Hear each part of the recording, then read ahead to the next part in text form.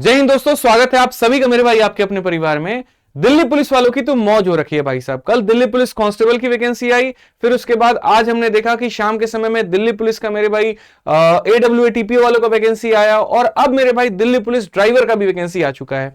सिर्फ एक बचा हेड कांस्टेबल मिनिस्ट्रियल, वो भी हो सकता है कल परसों में आ जाए। तो दिल्ली पुलिस जो कांस्टेबल है मेरे भाई ड्राइवर का, यहां पर ये जो वैकेंसी है सिर्फ और सिर्फ ये मेल के लिए, इसमें फीमेल की कहीं पर कोई जगह नहीं है, क्योंकि जो गाड़ी चलाने का मौका होता है वो सिर्फ और सिर्फ मेल को ही दिया जाता है, क्योंकि रिस्की होता है थोड़ा सा यहाँ पे। तो इस वीडियो के अंदर में हम आपको संपूर्ण जानकारी बताने वाले हैं कि ये जो वैकेंसी है ये पहली बात तो है कितनी, कौन कौन सा इंपॉर्टेंट डेट है, कहां से आप इस फॉर्म को भर सकते हैं, इसके अंदर में कितने चरण में परीक्षाएं होती हैं, फॉर्म की फीस यहाँ पर कितनी है, आप यहाँ पर कितना कट ऑफ जाता है, प्रमोशन होकर के आप कहां तक पहुंच सकते हैं, ट्रेनिंग कितने समय का होता है, सैलरी कितनी होती है, फायदे क्या क्या होते हैं, सारी बातें एक सिंगल वीडियो के अंदर में हम डिस्कस करने वाले हैं। तो वीडियो को छोड़ करके मत जाइएगा, वीडियो को शुरू से लेकर के अंत तक देखिएगा और सारी बातों को समझिएगा, ठीक है। तो चलिए सबसे पहले मेरे भाई यहां पर शुरू करते हैं और इस एग्जाम के बारे में जानते हैं। तो ये जो एग्जाम है मेरे भाई, ये ड्राइवर वाला एग्जाम है। आप देखते हैं दिल्ली पुलिस की जो गाड़ियां होती हैं, जो चलाने वाले लोग होते हैं यहाँ पर, उनकी स्पेशल बहाली निकलती है और वो यहीं भर्ती से होती है। इसमें मेल लोगों को रिक्रूट किया जाता है। ये जो बहाली होती है वो SSC करती है, और किसके लिए करती है तो दिल्ली पुलिस के लिए करती है, ठीक। दिल्ली पुलिस कोई राज्य सरकार की पुलिस नहीं है, ये केंद्र सरकार के अंदर में आती है। इसीलिए मेरे भाई इसकी जो परीक्षा है वो पूरे भारत में होती है यहाँ पे, और सभी को इक्वल अपॉर्चुनिटी मिलता है और इक्वल रिजर्वेशन राइट जो है वो सब होल्ड करते हैं। अगर हम बात करें इसके अंदर में कितने चरण में आपका पेपर होता है, तो पहले एक ऑनलाइन पेपर होता है, फिर उसके बाद फिजिकल एंड्योरेंस का टेस्ट होता है, फिर मेडिकल टेस्ट होता है, फिर ट्रेड टेस्ट होता है, और लास्ट में मेडिकल होकर के मेरे भाई पूरे 4 प्रक्रिया के माध्यम से आपकी नौकरी आपको मिल जाती है, ठीक। एक एक बात हम डिटेल में जानेंगे और सारी बातें समझेंगे। तो ये जो वैकेंसी आई है इसके महत्वपूर्ण डेट क्या क्या है, तो अगर हम बात करें तो 24 सितंबर से लेकर के 15 अक्टूबर तक, यानी कुल मिलाकर के 10 दिन का वक्त मिलता है। और इन 10 दिनों के अंदर में आप SSC की वेबसाइट पर जाकर के इसका फॉर्म भर सकते हैं। फॉर्म भरने के लिए आपको OTR करना होगा अगर आप पहली बार फॉर्म भर रहे हैं तो, और अगर अपने SSC का कोई और फॉर्म भर रखा है तो मेरे भाई OTR करने की नीड नहीं होगी, सीधा इसमें जाएंगे और जाकर के इसका फॉर्म आप भर पाएंगे। इस फॉर्म की जो फीस है वो 100 रुपए है, और किस किस कैटेगरी के लिए है और किसके लिए नहीं है वो भी हम आगे आपको बताएंगे। साथ में अगर आप चैनल पर नए हैं तो मेरे भाई चैनल को सब्सक्राइब कर दीजिए, क्योंकि भारत में कोई भी सरकारी नौकरी की बहाली निकलती है कम समय के अंदर में सबसे विस्तृत जो डिटेल एक्सप्लेनेशन है वो आपको इसी चैनल के माध्यम से हम ही आपको देंगे। तो ये आदित्य रंजन टॉक्स आपका अपना चैनल है, सब्सक्राइब करिए और पूर्ण रूप से इसका फायदा उठाइए। बात करते हैं फॉर्म में अगर कहीं पर कोई गलती हो जाती है तो उसके करेक्शन का कोई डेट है क्या, तो बिल्कुल मेरे भाई, अगर साइबर कैफे वाले से अगर कोई गलती हो जाए, आपसे कोई गलती हो जाए, आपके नाम में, टाइटल में, कैटेगरी में, मोबाइल नंबर, ईमेल आईडी, किसी भी तरह की कोई गलती हो तो आप उसका करेक्शन 23 अक्टूबर से लेकर के 25 अक्टूबर तक कर सकते हैं और एकदम निश्चिंत हो सकते हैं, ठीक है। साथ में परीक्षा की बात करें यहां पर, तो परीक्षा मेरे भाई दिसंबर के मिड से लेकर जनवरी के मिड तक चलेगा, यानी पूरा आपका इसमें न्यू ईयर और क्रिसमस भी निकल जाएगा और उसी दौरान आपका पेपर हो रहा होगा। एग्जाम की अगर हम बात करें, एडमिट कार्ड की बात करें, तो आपके एग्जाम के 10 दिन पहले, हफ्ते भर पहले आपको बता दिया जाएगा कि कहां पर आपकी परीक्षा और कहां नहीं है। अगर हम वैकेंसी की बात करते हैं तो वैकेंसी कुल मिलाकर के 737 वैकेंसी है हमारे पास में, जिसमें अगर आप देखोगे तो मेरे भाई UR की 351, OBC की 170, SC की 87, ST की 56 और EWS की यहाँ पर 73 है। फीमेल वाला कोई चक्कर नहीं है, तो सारी की सारी वैकेंसी जो है वो मेल की है, और ये इस बार की वैकेंसी है, पिछली बार से थोड़ी बहुत ज्यादा है। अगर हम बात करें सैलरी को लेकर के, तो यहाँ पर जो सैलरी आपको मिलती है इन हैंड, अगर हम बात करें लेवल 3 की ये नौकरी है, इन हैंड सैलरी आपको 30,000 से लेकर के 40,000 के बीच में मिल रही होती है।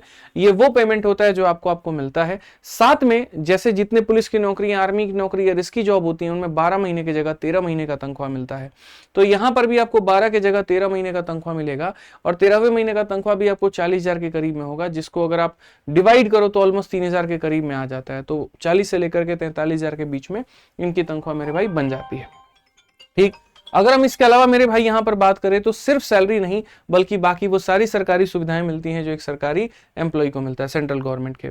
आपको यहां पर महंगाई भत्ता मिलता है, डियरेंस अलाउंस की अगर महंगाई बढ़ी तो सैलरी आपकी बढ़ेगी। आपको हाउस रेंट अलाउंस मिलता है, यानी अगर आप रहते हैं कहीं पर खुद से किराया रूम लेकर के तो आपको सरकार उसका किराया देगी, नहीं तो सरकार अपना क्वार्टर आपको प्रोवाइड करवाएगी। ट्रांसपोर्ट का अलाउंस मिलता है, और बाकी सारे मेडिकल फैसिलिटी और पेंशन भी आपको मिलते हैं मेरे भाई यहाँ पे, ठीक है। अगर हम बात करें इसमें एप्लीकेशन फीस को लेकर के, तो जैसा मैंने कहा इसकी फीस 100 रुपए है, लेकिन वो जनरल, OBC और EWS वालों के लिए है। ST और ESM वालों के लिए मेरे भाई कहीं पर कोई फीस नहीं है, ठीक है, ये जो फीस है आप इसको ऑनलाइन मेरे भाई यहाँ पर यूपीआई नेट बैंकिंग या किसी से भर सकते हैं और आप अपना फॉर्म क्लियर कर पाएंगे। अगर हम एलिजिबिलिटी की बात करें यहाँ पर, तो कौन से देश के नागरिक इसका फॉर्म भर सकते हैं, तो सिर्फ और सिर्फ भारत देश के नागरिक इसका फॉर्म भर पाएंगे, और वो भी मेल, कहीं पर कोई फीमेल या पीडब्ल्यूडी वालों के लिए कोई जगह नहीं है। ठीक है, एजुकेशनल क्वालिफिकेशन की बात करें तो अगर आपने मेरे भाई 10वीं 12वीं पास हो अगर आप यहाँ पे, और 12वीं पास के साथ साथ एक हैवी मोटर व्हीकल, ठीक है, ये नहीं कि 2 व्हीलर का, ये नहीं 4 व्हीलर कार वार का, नहीं, हैवी मोटर व्हीकल का ड्राइविंग लाइसेंस अगर आपके पास में है तब आप इस पद के लिए क्वालिफाई कर पाएंगे, नहीं तो आप नहीं कर पाएंगे। क्योंकि आप देखते हैं जो कैदियों को गाड़ी जिसमें ले जाया जाता है, तो वहां पर अगर आप देखोगे तो वो बसें होती हैं, छोटी छोटी बसें, ठीक है, तो वो बसों को चलाने वाले के पास में अगर 2 व्हीलर का लाइसेंस हुआ तो कैसे चला पाएगा। इसीलिए मेरे भाई यहाँ पर हैवी मोटर व्हीकल का आपको जो है लाइसेंस चाहिए होता है, और पक्का लाइसेंस चाहिए होता है। ये नहीं कि लर्निंग लाइसेंस हो और ले जाके दिखा दिए, बिल्कुल गलत बात है, फिर उसका आपका सिलेक्शन नहीं होगा। जिस दिन आपका फिजिकल टेस्ट होगा उस दिन आपका लाइसेंस देखा जाएगा, लाइसेंस अगर आपका लर्निंग है तो भगा दिया जाएगा, मतलब कहने का मतलब डिस्क्वालीफाई कर दिया जाएगा, अगर पक्का वाला हुआ तो आपको माना जाएगा। ठीक है, जैसे मैंने एजुकेशनल क्वालिफिकेशन को लेकर के कहा कि अगर आप 12वीं पास हैं और एक रिकॉग्नाइज्ड बोर्ड से हैं मेरे भाई यहाँ पर, तो आपके लिए दिक्कत की बात नहीं है, आप इस फॉर्म को अप्लाई कर पाएंगे। साथ में एक वैलिड आपका ड्राइविंग लाइसेंस भी हो तो बहुत बढ़िया है मेरे भाई। अच्छा, थोड़ी बहुत गाड़ियों की रखरखाव का भी मेंटेनेंस होना जरूरी है, नॉलेज होना जरूरी है, क्योंकि आगे ट्रेड टेस्ट में इसका काम आता है और यहाँ पर उसके नंबर होते हैं जो कि क्वालिफाइंग ही होते हैं, लेकिन नंबर उसके मिलते हैं, ये भी हम आपको आगे बताएंगे। एज लिमिट की अगर हम बात करें दोस्तों यहाँ पर, तो 21 से लेकर के 30 साल वाले जो बच्चे हैं इसको अप्लाई कर सकते हैं। और यहाँ पर जो अंतिम एज होना चाहिए वो आपका 1 जुलाई 2025, इस डेट को मेरे भाई लेकर के कैलकुलेट किया गया है, अगस्त या जनवरी की डेट को नहीं माना गया है। तो इस डेट तक आपकी इतनी उम्र हो जानी चाहिए, या आसान भाषा में कहे तो आपका जन्म इस दौरान से लेकर के इस दौरान के बीच में हुआ होना चाहिए। अगर इसके बीच में आपका जन्म पड़ता है तो आप इस फॉर्म एलिजिबल है। ठीक है, जैसा कि आप जानते हैं कि कोई भी सरकारी नौकरी निकलती है तो उसमें जो एज की क्राइटेरिया होती है उसके अलावा अलग अलग कैटेगरी वालों को रिलैक्सेशन मिलता है। जैसे कि अगर हम बात करें तो 21 से लेकर के 30 तो यूआर यानी जनरल कैटेगरी वालों के लिए है, लेकिन अगर आप एससी एसटी के लिए हैं तो आपको 5 साल का रिलैक्सेशन और मिल जाएगा, यानी सिर्फ 30 साल तक नहीं, आप 35 साल तक मेरे भाई इस फॉर्म को भर सकते हैं। और साथ में ओबीसी वालों को 3 साल का यानी 33 साल तक अगर आपकी उम्र है तो आप मेरे भाई इस फॉर्म को भर पाएंगे। ये थोड़े से पर्क्स होते हैं, एससी एसटी को 5 साल, ओबीसी को 3 साल। इसी तरीके से एक्स सर्विसमैन वालों को भी 3 साल और बाकी कोटा के भी कैटेगरी के स्टूडेंट्स को भी मेरे भाई यहाँ पर उतने साल का रिलैक्सेशन मिलता है। ठीक है, हालांकि इसमें वैकेंसी बहुत कम होती है और साथ में लाइसेंस, बड़ी लाइसेंस की आवश्यकता होती है, तो इसमें सिर्फ वही लोग अप्लाई कर पाते हैं जिनके पास लाइसेंस है और मेरे भाई यहाँ पर जो मतलब इसके लिए काफी समय से प्रिपेयर कर रहे हैं। ठीक है, आगे अगर हम बात करें तो जो लाइसेंस की हमने बात की, मैंने पहले ही कहा कि लर्नर वाला लाइसेंस अप्लाइड नहीं होगा, अगर वैलिड लाइसेंस है तभी यहां पर जो है माना जाएगा। लाइसेंस का जो चेकिंग होगा वो फिजिकल वाले दिन होगा, आप उसके चाहे 2 दिन पहले, 4 दिन पहले, 5 दिन पहले बनवाए हो, फर्क नहीं पड़ता है, अंतिम तिथि वही मानी जाएगी। उसके बाद का तो बिल्कुल भी वैलिड नहीं होने वाला है। ठीक है, फॉर्म भरना है तो मैंने पहले ही कहा था कि एसएससी के वेबसाइट पे, एसएससी के एप्लीकेशन पर जाकर के आप यहां पर फॉर्म भर सकते हैं। अगर आप पहली बार फॉर्म भरने जा रहे हैं तो आपको ओटीआर करना पड़ेगा, ओटीआर करने के बाद फॉर्म भरेंगे। और अगर आपने पहले से एसएससी का कोई फॉर्म भर रखा है तो आप डायरेक्ट जाकर के अप्लाई कर पाएंगे। फोटो अपलोड करते वक्त में, साइन अपलोड करते वक्त में थोड़ा सा यहां पर ध्यान रखें, गलती ना करें, नहीं तो आपका फॉर्म रिजेक्ट हो जाएगा। ठीक है, नेक्स्ट बात करते हैं सिलेक्शन की प्रक्रिया कितनी होती है। तो जैसे ये पूरा पेपर 4 स्टेज में होता है। सबसे पहला स्टेज आपका सीबीटी है, यानी ये ऑनलाइन का पेपर होता है जिसमें आपके कुछ सवाल पूछे जाते हैं अलग अलग विषय से। जब आप इसको क्वालिफाई करते हैं तो फिर आपका फिजिकल एंड्योरेंस टेस्ट होता है और मेडिकल टेस्ट होता है। आप इसको जब क्वालिफाई करते हैं तो फिर आपका ट्रेड टेस्ट होता है, फिर ट्रेड टेस्ट क्वालिफाई करते हैं तो लास्ट में डिटेल मेडिकल एग्जामिनेशन होता है और अंत में फाइनल मेरिट बनती है और ये नौकरी आपको आपके हाथ में दे दी जाती है। ठीक है, अब इसके बारे में एक एक चरण को हम बहुत डिटेल में समझेंगे। सीबीटी में क्या क्या होता है, पीएमटी में क्या क्या होता है, ट्रेड में क्या होता है। अगर हम सीबीटी के बारे में जाते हैं तो मेरे भाई सीबीटी में कुल मिलाकर के आपके 100 सवाल पूछे जाते हैं। हर एक सवाल 1 नंबर का होता है, इसीलिए 100 नंबर का पूरा पेपर होता है। और चूंकि कांस्टेबल लेवल की ये बहाली है तो कुल मिलाकर के 1.5 घंटे यानी 90 मिनट का समय आपको दिया जाता है ऑनलाइन में, और आप 90 मिनट के अंदर में सारे सवाल कर पाते हैं। किस किस विषय से सवाल पूछे जाते हैं, तो जनरल अवेयरनेस यानी जीके से आपके 20 सवाल हो गए, रीजनिंग के आपके 20 सवाल हो गए, मैथ्स के आपके 10 सवाल हो गए और ड्राइविंग और ट्रैफिक के आपके 50 सवाल हो गए। ये अकेला अपने आप में मेरे भाई काफी है। ठीक है, आधा में पूरा सिलेबस और बाकी आधा में खाली ड्राइविंग और आपका ट्रैफिक हो गया। यानी 100 सवाल का ये पूरा का पूरा पेपर होता है जिसमें नेगेटिव मार्किंग हर एक क्वेश्चन की 0.25 होती है। ठीक है कि अगर आप एक सवाल गलत करते हैं तो 0.25 मार्क्स आपके कट जाएंगे।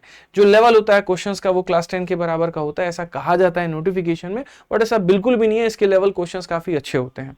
ठीक है, अगर आप इसकी तैयारी करना चाहते हैं तो मेरे भाई आपके लिए हमने ऑलरेडी दिल्ली पुलिस के 4 किताबों का ये कॉम्बो पूरा बना रखा है जो फ्लिपकार्ट और अमेजन पर उपलब्ध है, जिसका लिंक डिस्क्रिप्शन में, और बहुत ही कम कीमत के अंदर में 300 से 350 के अंदर में आप दिल्ली पुलिस की ये चारों किताबें मंगा पाएंगे, जिससे दिल्ली पुलिस के 4 पद, Delhi police constable, Delhi police head constable, Delhi police AW TP और मेरे भाई ड्राइवर, चारों के लिए बहुत बढ़िया तरीके से तैयारी आप कर सकते हैं। यकीन मानिए आपके पेपर में क्वेश्चन इससे बाहर नहीं आएगा, मैं आपको इतना कहता हूं। ठीक है, काफी सारे बच्चों ने इसको मंगा लिया है और आप भी इसको मंगा करके बढ़िया से तैयारी कर सकते हैं। दिल्ली पुलिस कांस्टेबल के लिए सबसे सर्वश्रेष्ठ किताब अगर है कहीं पर भी तो बेस्ट रेटिंग के साथ में यही है। आप जाकर के रेटिंग भी वेरीफाई कर सकते हैं, रेटिंग भी आप इसको चेक कर सकते हैं। ये इंग्लिश और हिंदी दोनों भाषा में उपलब्ध है, चाहे तो आप अमेजन से मंगा सकते हैं चाहे तो फ्लिपकार्ट पे। ठीक, तो तैयारी आपकी पहली वाली भाग की यहां से हो जाएगी। अब अगर हम बात करते हैं यहां पर फिजिकल को लेकर के, तो इसका फिजिकल क्या होता है और कैसा होता है। तो जब तुम पहला चरण दे देते हो, उसका कट ऑफ आ जाता है, क्वालिफाई करते हो, तब तुम्हारा फिजिकल टेस्ट होता है। फिजिकल टेस्ट में अगर हम बात करें तो 1600 मीटर का मेरे भाई रेस होता है। ठीक, और इस 1600 मीटर को अलग अलग एज वाले कैटेगरी के लिए अलग अलग समय दिया जाता है और उसमें उनको पूरा करना होता है। जैसे 30 साल वालों तक मेरे भाई यहाँ पर जो है 7 मिनट में इनको पूरा करना है। जो 30 से 40 साल के लोग हैं उनको 8 मिनट में पूरा करना है। 40 साल से ऊपर वालों को मेरे भाई 9 मिनट में पूरा करना है। ऐसे ही अगर हम लॉन्ग जंप की बात करें तो लॉन्ग जंप में अगर मेरे भाई जो 30 साल के लोग हैं उनको 12.5 फीट की कूद लगानी है, जो 30 से 40 के बीच में उनको 11.5 फीट की लगानी है, और जो 40 से ऊपर के उनको 10.5 फीट की कूद लगानी है। ठीक, अगर हम हाई जंप की बात करें तो 30 साल तक वालों के लिए 3.5 फीट मेरे भाई, 30 से 40 वालों के लिए 3.25 फीट और 40 से ऊपर वालों के लिए यहां पर 3 फीट लगाते हैं।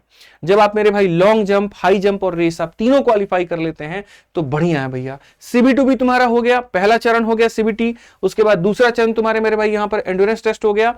अब आ जाते हो तीसरे में, जिसको मेरे भाई यहां पर बोलते हैं यहां पर ट्रेड टेस्ट। लेकिन ट्रेड टेस्ट के पहले एक चीज और, किसी भी कांस्टेबल लेवल की नौकरी या दरोगा लेवल की नौकरी में 2 चीजें मापी जाती है, पीएसटी, पीईटी। पीएसटी का मतलब होता है फिजिकल स्टैंडर्ड टेस्ट, यानी तुम्हारा हाइट कितना है, तुम्हारा सीना कितना है, और पीईटी का मतलब फिजिकल एंड्योरेंस टेस्ट, जिसमें दौड़ होता है, कूद होती है और यहां पर जो है हाई जंप लॉन्ग जंप दोनों होता है।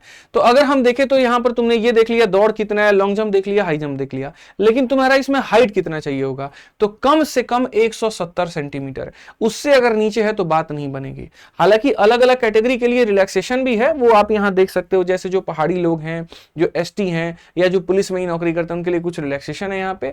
और बाकी चेस्ट की अगर हम बात करें तो मेल के लिए है तो 81 से लेकर के 85 सेंटीमीटर का तुम्हारा चेस्ट होना चाहिए। और साथ में जितना भी चेस्ट हो, एक्सपेंशन के समय 5 सेंटीमीटर तुम्हारा एक्सपेंशन सीना फूलना चाहिए। अगर नहीं फूला तो उसमें भी तुम्हें डिस्क्वालीफाई कर दिया जाएगा। तो फिजिकल में ये 2 चीजें तुम्हारी रिक्वायर्ड होती हैं। जब तुम फिजिकल पास कर लेते हो तब तुम्हारा एक ट्रेड टेस्ट होता है, और ट्रेड टेस्ट का कहीं पर मेरिट से कोई लेना देना नहीं होता है। 150 नंबर का मेरे भाई ये ट्रेड टेस्ट होता है। उस ट्रेड टेस्ट में यहां पर क्या क्या दिया जाता है जरा वो देखो।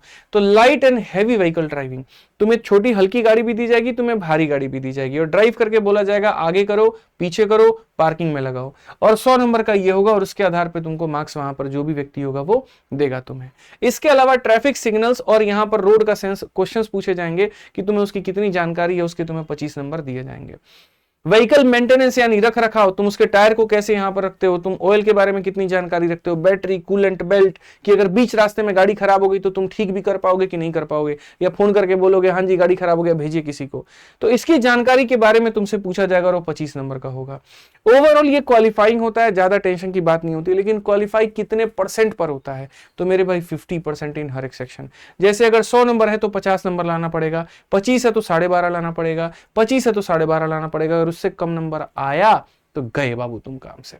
ठीक है, तो इसके बारे में भी थोड़ी जानकारी तुम्हें रखनी पड़ेगी। तो पहला चरण तुम्हारा सीबीटी हो गया, दूसरा चरण तुम्हारा फिजिकल हो गया, तीसरा तुम्हारा ट्रेड हो गया। अब आ जाते हैं चौथा, उसके ऊपर में है मेडिकल टेस्ट। मेडिकल में बहुत ज्यादा नौटंकी इसमें नहीं है मेरे भाई। आंख तुम्हारा 6x6 होना चाहिए। बहुत लोगों का आंख खराब होता है, 6x12 होता है तो भी कोई दिक्कत नहीं। अगर किसी ने लेसी करा रखा है तो अब लेसी तो ऐसा होता है कि पकड़ा भी नहीं जाता है, तो कोई टेंशन नहीं है, आप इसमें जा सकते हो। हाँ बस इतना है, कलर ब्लाइंडनेस ना हो। पता चले कि तुम लाल को हरा, हरा को नीला पढ़ रहे हो, जहां गाड़ी रोकने की बात है तुमने गाड़ी चढ़ा दी किसी के ऊपर में, तो ये वाला कहानी ना रहे। कलर ब्लाइंड लोगों को नौकरी नहीं दी जाएगी। बाकी यहां पर सब ऑल ओके है, कोई दिक्कत की बात नहीं है। ठीक है। प्रमोशंस की रही बात भैया की नौकरी कर रहे हैं तो हम कहां से लेकर के कहां तक प्रमोट हो जाएंगे, कहां तक बढ़ेंगे। तो प्रमोशंस की अगर तुम्हें बात करें दोस्तों, पहले तुम लगते हो ड्राइवर के पद पे, 5 से 7 साल तक मेरे भाई यहाँ एडी चोटी का जोड़ लगाते हो, नौकरी करते हो, तो तुम हेड कांस्टेबल पे पहुंचते हो। हेड कांस्टेबल भी ड्राइवर होता है, ऐसा नहीं कि कोई और पद उसको मिल जाएगा। फिर वहां से 7 साल से 8 साल तुम नौकरी करते हो और अगर डिपार्टमेंट में वैकेंसी खाली होती है, ठीक है, प्रमोशन फास्ट होते हैं, तो तुम असिस्टेंट सब इंस्पेक्टर यानी एएसआई बन जाते हो। फिर उससे 8 से 10 साल के बाद में तुम सब इंस्पेक्टर बन जाते हो और फिर उसके बाद तुम ट्रैफिक पुलिस में सब इंस्पेक्टर बन जाते हो। बट यहां तक लोग बहुत कम पहुंचते हैं, अधिकतर जाकर के यहीं पर कहानी खत्म हो जाती है सब इंस्पेक्टर तक। ठीक है, तो ये तुम्हारे काम के ऊपर में है, मेहनत के ऊपर में, और साथ में डिपार्टमेंट की वैकेंसी के ऊपर में। दोनों का सामंजस्य बैठता है तब तुम्हारे प्रमोशंस होते हैं, नहीं तो मेरे भाई रुक जाते हैं। ठीक, अब मान लीजिए कि आपने बहुत मेहनत की, आपको ये नौकरी मिल गई, उसके बाद में आपकी ऐसी नहीं है कि कल आएंगे और कल ज्वाइन करवा दिया जाएगा, ऐसा बिल्कुल भी नहीं है। आपको सबसे पहले इसकी ट्रेनिंग कराई जाएगी। और अगर हम ट्रेनिंग की बात करें तो यहाँ पर ट्रेनिंग कहाँ होता है, तो देखो ट्रेनिंग मैंने पहले ही बताया, वजीराबाद है एक दिल्ली में जगह है और एक झड़ौदा कलान है, यहीं पर होता है। ट्रेनिंग कुल मिलाकर के बढ़िया चलता है, 8 से 10 महीने का आपका चल रहा होता है यहाँ पे। ठीक है, इसमें खैर थोड़ी सी ट्रेनिंग जो होती है वो कम महीने की होती है, ज्यादा इसमें समय नहीं लगता है। और बाकी नॉर्मल तुम्हें ड्राइविंग के लॉ पढ़ाए जाते हैं और फिजिकल ट्रेनिंग दी जाती है, इससे ज्यादा कुछ नहीं। कि जैसे अगर कभी स्टैम्पिड हो गया, भगदड़ हो गया, कोई ऐसे हालात हो गए तो उसमें तुम ट्रीट कैसे करोगे। ठीक है, तो इसकी ज्यादा लंबी ट्रेनिंग होती नहीं है। ट्रेनिंग में क्या क्या कराया जाता है उसके बारे में मैं थोड़ा डिटेल बता दूं तो वही बात है, गाड़ी का रख रखाव, मेंटेनेंस, लॉ और ऑर्डर को कैसे मेंटेन करके चलना, छोटे मोटे बेसिक वेपन को हैंडल करना। ठीक है, जैसे आप देखते हो दंगे में पुलिस की गाड़ियां जाती हैं वहां पे, तो उसको कैसे हैंडल किया जाए, ये सारी चीजें वहां पे। और थोड़ा सा मतलब सिविक सेंस हो, तुम्हें बात करने के तरीके और बाकी सारे सिचुएशंस को हैंडल करना आना चाहिए। ठीक है, पोस्टिंग की रही बात तो पोस्टिंग भैया दिल्ली में ही होगा। और दिल्ली में कहां पर होगा, तो दिल्ली थाने के अंदर में ही होगा। ट्रांसफर भी हुआ तो दिल्ली के अंदर अंदर अलग अलग मेरे भाई जो है क्षेत्र में होगा। एक क्षेत्र कालका जी से उठा के कनॉट प्लेस, कनॉट प्लेस से उठा करके नेहरू प्लेस, इस तरीके से करके मेरे भाई आपकी पोस्टिंग कर दी जाएगी। ठीक, अब ये हमारी तरफ से संपूर्ण जानकारी थी। अगर आप जानकारी से संतुष्ट हैं तो वीडियो को लाइक करिए, चैनल को सब्सक्राइब करिए। ठीक है, अब बात आती है यहाँ पर पेपर को लेकर के कुछ महत्वपूर्ण टिप्स क्या है। तो देखो पेपर में काफी कम समय है, मैंने पहले भी कहा, अभी भी कह रहा हूं, आगे भी कहूंगा। इस कम समय के अंदर में जितना ज्यादा हो सकता है रिवीजन करो, जितना ज्यादा हो सकता है प्रैक्टिस करो, जितना ज्यादा हो सकता है मॉक टेस्ट दो, जितना ज्यादा हो सकता है सवालों को मेरे भाई भून दो यहाँ पे। ठीक है, हर एक चीज के ऊपर में यहाँ पर जो है अपनी जानकारी सटीक रखो, साथ में अपने डॉक्यूमेंट हो गया, अपने सर्टिफिकेट हो गया, उसको पूरी तरीके से रेडी रखो। ठीक है, और तीसरा सबसे महत्वपूर्ण बात, जितना महत्वपूर्ण तुम्हारे लिए पढ़ाई है उतना ही महत्वपूर्ण तुम्हारे लिए फिजिकल का टेस्ट भी है। तो फिजिकल के ऊपर में पूरा कमांड बना करके रखो, दौड़ अपना लगाते रहो, दौड़ अपना जो हाई जंप है, लॉन्ग जंप है, सब करते रहो। नहीं तो कितनी भी तैयारी तुम्हारी ऊपर की अच्छी हो, नीचे अगर मामला खराब हो गया तो सारा कहानी खत्म हो जाएगा। ध्यान रखो, डॉक्यूमेंट्स अपने रेडी रखो। ठीक, बाकी मेरी पूरी शुभकामनाएं तुम्हारे साथ में थी, तुम्हारे साथ में है, तुम्हारे साथ में रहेंगी। बढ़िया से पढ़ाई करो, हम तुम्हारे साथ में हैं। ठीक है, मिलते हैं अगली वीडियो में। आज के लिए इतना ही। बाकी मन में कोई डाउट हो, कोई कमेंट हो तो वीडियो में जरूर बताना। बहुत बहुत धन्यवाद। जय हिंद।